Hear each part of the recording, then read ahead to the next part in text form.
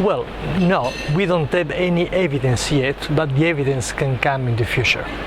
We have to distinguish between atherogenesis, which is plaque progression, and we know that atherogenesis is mainly influenced by risk factors, eventually leading to inflammation, but the target is risk factors.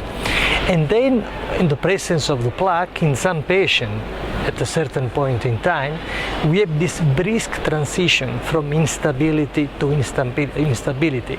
And I think this is this room for improvement. Why this transition? This is the question.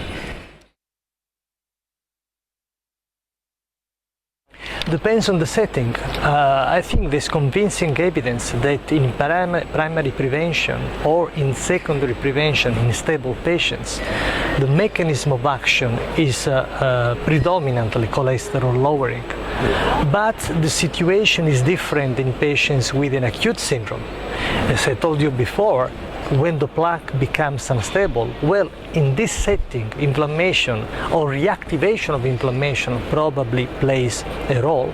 And in this setting, there is good evidence from trials that statins at high doses might have, let's say, early anti-inflammatory effects, which can improve the outcome early after the acute event.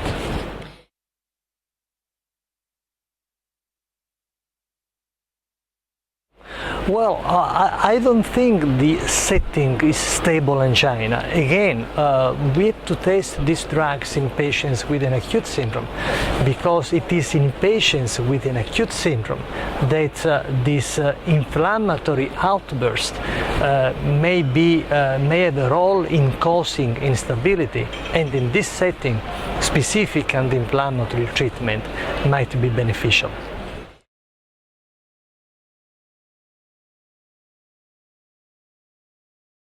I think this hypothesis is definitely over.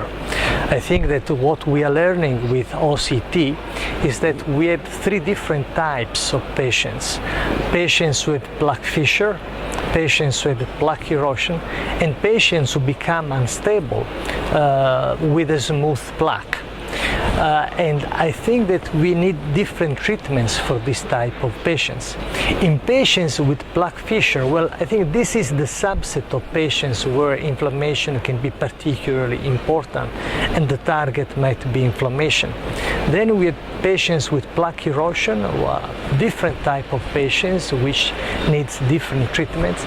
While in patients who become unstable with a smooth plaque, probably functional mechanism, vasospasm, proximal or distal in microcirculation might be the mechanism of instability, and in this setting we need still another type of treatment.